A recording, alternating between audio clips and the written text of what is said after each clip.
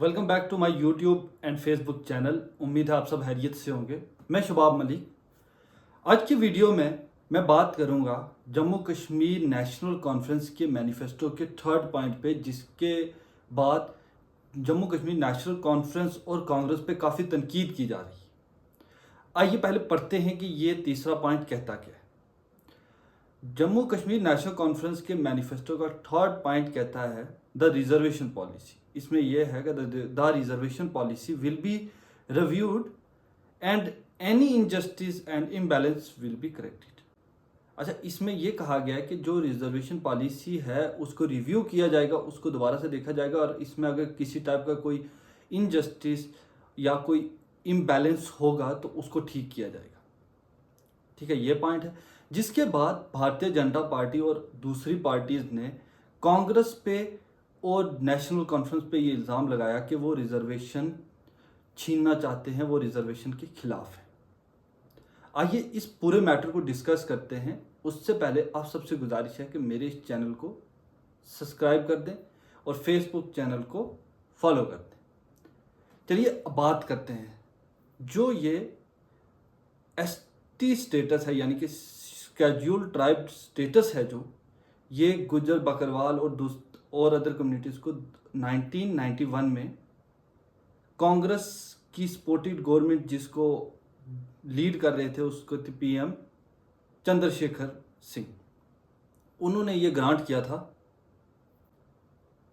और बड़ी स्मार्टली जम्मू कश्मीर के गुज्जर और पहाड़ी को एक दूसरे से लड़ाया गया। और सबसे ज़्यादा गुज्जर पहाड़ी जिन दो डिस्ट्रिक्ट में रहते हैं वो है राजौरी पुंछ, और यहाँ के पहाड़ी और गुज्जर को एक दूसरे के खिलाफ लड़ाया गया। उसके बाद ये बातें चलती रही, पहाड़ी भी डिमांड करते रहे। पहाड़ियों का कहना था अगर गुज्जर्स को मिल सकता है तो हमें भी मिल सकता है। खासकर राजौरी पुंछ में ये गुज्जर पहाड़ी की बैटल काफ़ी लंबी चलती आ रही है। उसके बाद फिर ऐसा होता है कि अर्ली 2019 में एक कांग्रेस लीडर जिनका नाम मोहम्मद इकबाल मलिक था, जो कि दरहाल कॉन्स्टिट्यूंसी से बिलोंग करते थे, उन्होंने कांग्रेस छोड़ी और भारतीय जनता पार्टी ज्वाइन की। ये सारा ज्वाइनिंग प्रोसेस 370 के एब्रोगेशन से पहले था। तो जब इकबाल मलिक साहब से पूछा गया कि आपने भारतीय जनता पार्टी क्यों ज्वाइन की कांग्रेस छोड़ के, तो उनका जवाब था कि मेरा एक ही पॉइंट है, मेरा एक ही मुद्दा है, वो है आपने एरिया की डेवलपमेंट और मेरे लोगों का, खासकर राजौरी पुंछ के लोगों का एक लॉन्ग पेंडिंग डिमांड जो है पहाड़ियों को एसटी स्टेटस दिया जाए। तो उनका ये कहना था कि मेरे से वादा किया गया है अमित शाह जी द्वारा भी और पीएम मोदी जी के द्वारा भी कि पहाड़ियों को एसटी स्टेटस दिलाया जाएगा। उसके बाद इकबाल मलिक साहब ने और भी पहाड़ी लीडर्स को कहा कि आप आए, मेरे इस कॉज और इस लड़ाई में मेरा साथ दें और हमें उम्मीद है कि हम एसटी स्टेटस ले लेंगे पहाड़ियों के लिए। अच्छा, फिर बातें चलती रही। फिर ऐसा लगा कि बीजेपी शायद वो जिसे कहते हैं ना कि एक लॉलीपॉप दे रही है, ऐसा लग रहा था। अच्छा, फिर फाइनली जुलाई में 2023 में भारतीय जनता पार्टी ये बिल इंट्रोड्यूस करती है जिसमें पहाड़ी और अदर कम्युनिटी को एसटी में ऐड करने का बिल लोकसभा में जाता है। अच्छा, फाइनली फिर 2024 में पहाड़ियों की ये लॉन्ग पेंडिंग डिमांड पूरी होती है और उनको एसटी स्टेटस मिलता है। देखिए, इंडिया में गवर्नमेंट अगर कुछ भी करती है तो उसका एक प्रोसेस है। सबसे पहले उसको एक बिल इंट्रोड्यूस कराना पड़ता है लोअर हाउस, जिसे हम लोकसभा कहते हैं, जहाँ पे आपके elected MPs member of parliament vote करते हैं, डिसाइड करते हैं कि ये बिल पास होना है या नहीं होना है, ये मुल्क में ये एक्ट लाना है या नहीं लाना है। जिसके बाद ये बिल फिर अपर हाउस राज्यसभा में जाता है। जब वहाँ पास होता है फिर उसके बाद ये प्रेसिडेंट की असेंट के लिए जाता है। जब प्रेसिडेंट इसको रिव्यू करने के बाद उसको असेंट देते हैं, उसके बाद ये बिल पूरे मुल्क में, पूरी कंट्री में लागू होता है। तो ये मैंने सोचा ये भी मैं आपको बता दूं।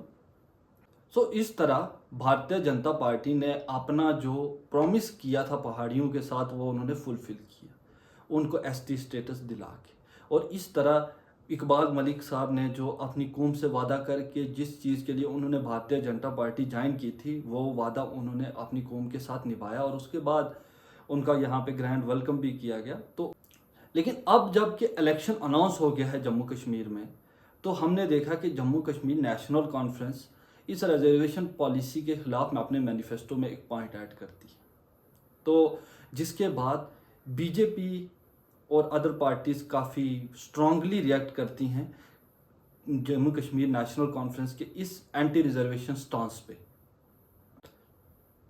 सबसे पहले होम मिनिस्टर अमित शाह जी अपने एक सोशल मीडिया की पोस्ट जो कि उन्होंने एक्स पे की थी, उसमें राहुल गांधी से उनकी जो विजिट हुई थी और जो अलायंस उन्होंने नेशनल कॉन्फ्रेंस से किया था, उस पर 10 क्वेश्चन पूछते हैं। तो उसमें जो उनका छठा क्वेश्चन था वो यही था कि क्या कांग्रेस ये एंटी रिजर्वेशन पॉलिसीज के खिलाफ है, क्या कांग्रेस एनसी का इस चीज़ में सपोर्ट करेगी। ये छठा क्वेश्चन था उनका, आप देख लीजिए, पढ़ लीजिए।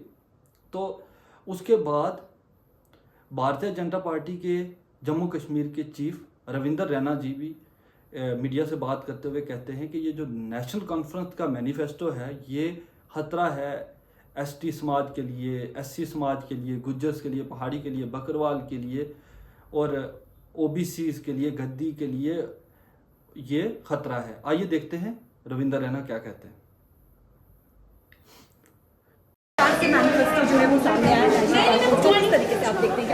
नेशनल कॉन्फ्रेंस का जो मैनिफेस्टो है वो बहुत ही खतरनाक मैनिफेस्टो है, जिसमें ये कहा गया है कि वो जम्मू कश्मीर में जितनी भी रिजर्वेशंस हैं उनको रिव्यू करेंगे। मतलब एससी समाज, एसटी समाज, गुज्जर, बकरवाल, पहाड़ी, ओबीसी, गद्दी, सिपी, इन तमाम लोगों के लिए खतरा पैदा कर रही है नेशनल कॉन्फ्रेंस। उन्होंने अपने मैनिफेस्टो में ये कहा है कि वो रिजर्वेशन को रिव्यू। तो आपने सुना कि रविंदर रैना ने क्या एलिगेशन लगाई जेके नेशनल कॉन्फ्रेंस और कांग्रेस पे, लेकिन अभी तक कांग्रेस का स्टांस इस चीज़ पे क्लियर नहीं है।